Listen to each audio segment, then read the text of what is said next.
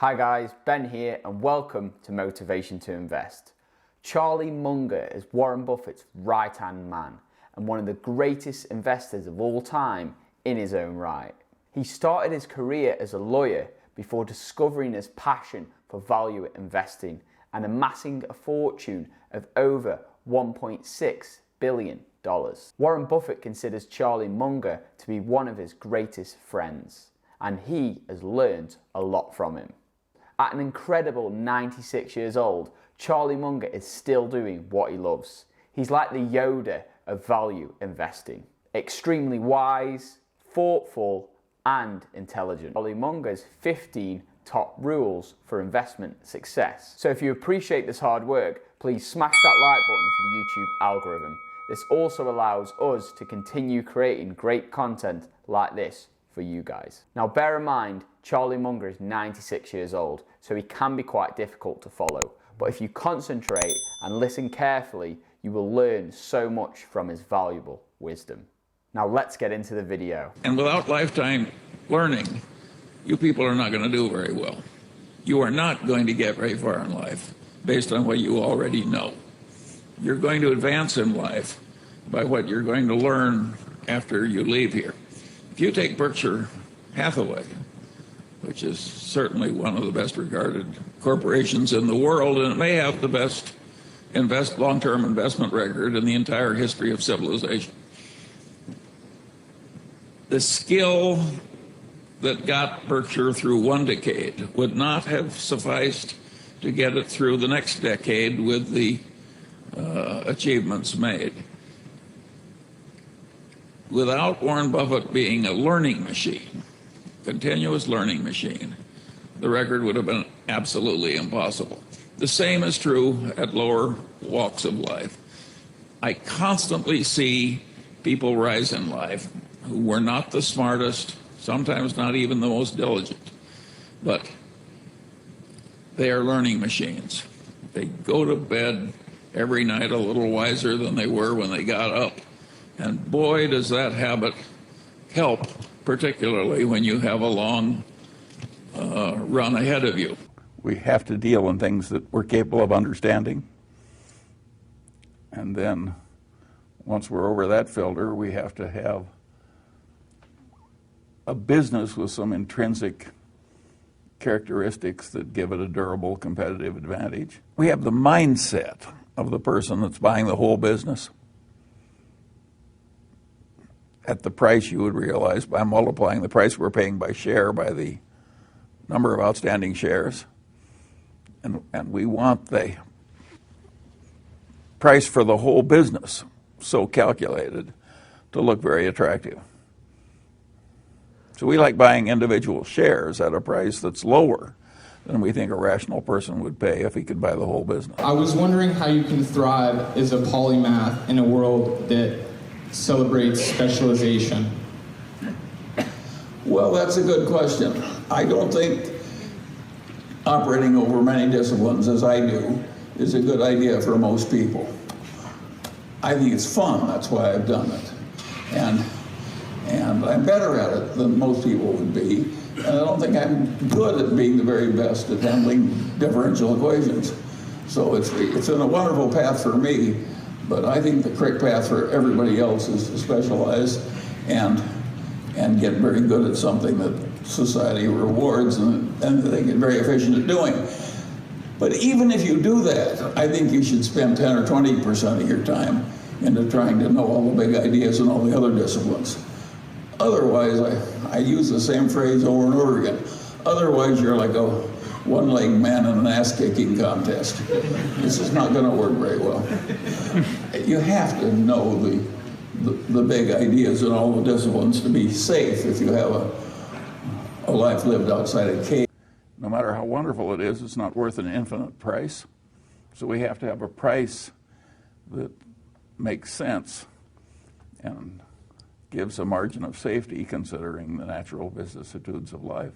Any year in which you don't destroy one of your best loved ideas is a wasted year. It's well known that you helped coax Warren towards quality, which was a difficult transition for him. I was wondering if you could speak to the hardest idea that you've ever destroyed. Well, Well, I've done so many dumb things that I'm very busy destroying bad ideas because I keep having them. And so it's hard for me to just single out one from such a multitude. But I actually like it when I destroy a bad idea because I think I'm on the right. I think it's my duty to destroy old ideas. I know so many people whose main problem of life is that the old ideas displace the entry of new ideas that are better. That is the absolute standard outcome in life. There's an old German folk saying that describes it. He says, we're too soon old and we're too late smart. That's everybody's problem. And the reason we're too late smart is the stupid ideas we already have, we can't get rid of. Now, it's a good thing that we have that problem. In marriage, that may be good for the stability of marriage, that we stick with our old ideas. But in most fields, you want to get rid of your old ideas. And it's a good habit. And it gives you a big advantage in the competitive game of life since other people are so very bad at it. What happens is that as you spout ideas out, what you're doing is you're pounding them in. And so you get these ideas and then you start agitating and saying them and so forth. And of course, the person you're really convincing is you who already have the ideas. You're just pounding them in harder and harder. One of the reasons I don't spend much time telling the world what I think about how the Federal Reserve System should behave and so forth is I know that I'm just pounding the ideas into my own head when I think I'm telling other people how to run things. So I think you have to have mental habits that I don't like it when the young people get violently convinced on every damn cause or something. I think they know everything. Some 17-year-old who wants to tell the whole world what should be done about abortion or foreign policy in the Middle East or something. All he's doing when he or she spouts about what he deeply believes is pounding the ideas he already has in, which is a very dumb idea when you're just starting and have a lot to learn. So it's very important, that habit of getting rid of the dumb ideas. And one of the things I do is pat myself on the back every time I get rid of a dumb idea. And you say, well, can you really reinforce your own good behavior? Yeah, you can. If other people won't praise you, you can praise yourself. I have a big system of patting myself on the back. Every time I get rid of a much beloved idea, I pat myself on the back, sometimes several times. And I recommend this same mental habit to all of you. The price we pay for being able to accept a new idea is just awesomely large. And then, of course, we would vastly prefer a management in place with a lot of integrity and talent. In terms of picking what to do, I want to report to all of you that in my whole life, I've never succeeded much in something I wasn't interested in. So I don't think you're going to succeed if what you're doing all day doesn't interest you. And you've got to find something you're interested in, because it's just too much to expect of human nature that you're going to be very good at something you deeply dislike doing. And so that's one big issue. And of course, you have to play in a game where you've got some unusual talents. You do not want to play, if you're 5'1", you don't want to play basketball against a guy that's 8'3". It's just too hard. And so you got to figure out a game where you have an advantage, and it has to be something you're deeply interested in. Berkshire and Warren and you were known as value investors. Is that not the core discipline of Berkshire Hathaway anymore, or does that not even matter? Well, you got to remember that in our way of thinking, all intelligent investment is value investment. Because why would you want to buy something which wasn't worth as much as you were paying for it? And who wouldn't like buying something for less than it's worth? So the only difference, when people talk about value investor, you're always a value investor. Now, there are various ways to look for value investments, just as there are various places to fish.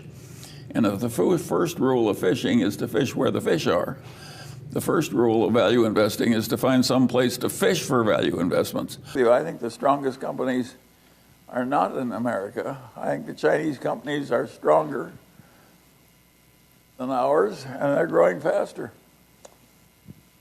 And I have investments in them, and you don't. And I'm right and you're wrong. Cloning is a very interesting idea. You do remove ideas from one place and bring them into another. And if that's cloning, I do it all the time. Of course it's useful, if I were you people, to look at what other people you regard as great investors are doing for ideas. The trouble with it is that if you pick people as late in the game as Berkshire Hathaway, Right. you're buying our limitations caused by size. Sure. You really need to do it from some guy that's operating in smaller places and finding places with more advantage. And of course, it's hard to identify the people in the small game. But it's not an idea that won't work. If I were you people, of course, I would do that. What do you mean? I would want to know exactly what the shrewd people were doing, and I would look at every one of them, of course. Well, it's obvious that deferred gratifiers do better over the long pole than these impulsive children that have to spend money on Rolex watches and other folly. And not that I'm picking Rolexes any worse than Patek Philippe or something. But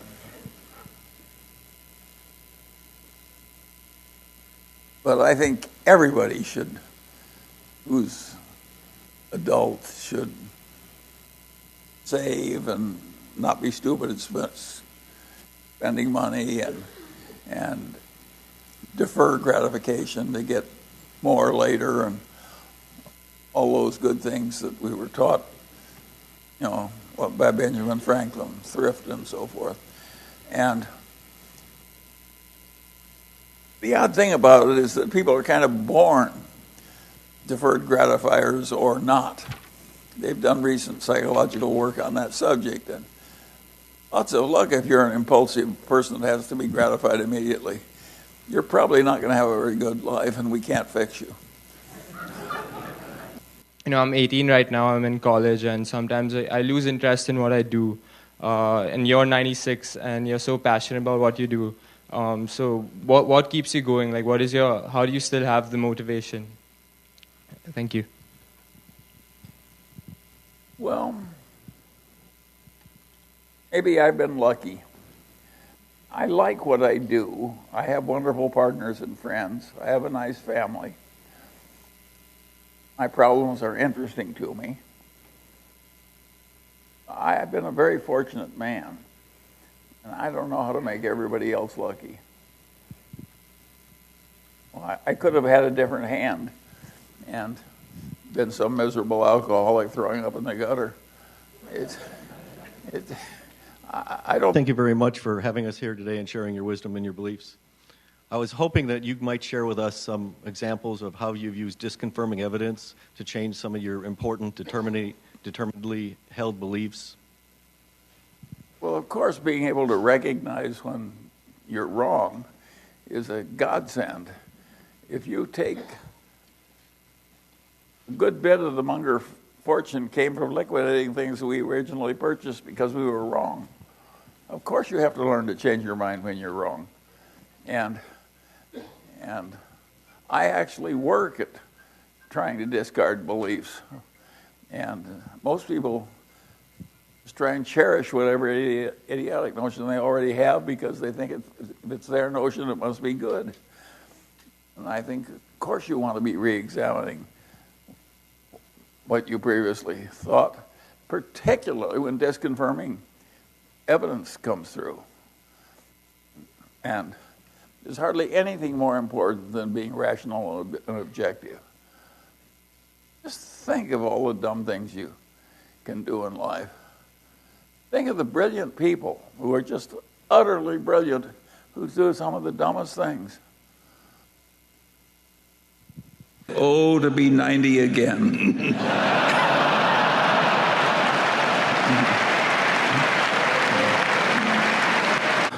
Charlie says all he wants to know is where he'll die, so he'll never go there, you know, and so you. But life has been awfully good to me and Charlie, so we have no complaints. What you don't want to be is like the man, and they had his funeral, and the minister said, now it's the time for somebody to say something nice about the deceased. And nobody came forward, and nobody came forward. He says, surely somebody can say something nice about the deceased, and nobody came forward. And finally one man came up and he said, well, he said, his brother was worse.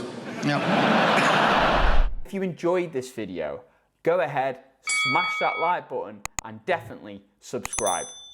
See you next time. Coming in, flex, I just wanna win, LABB who we running with, coming in, flex, I just wanna win, LABB.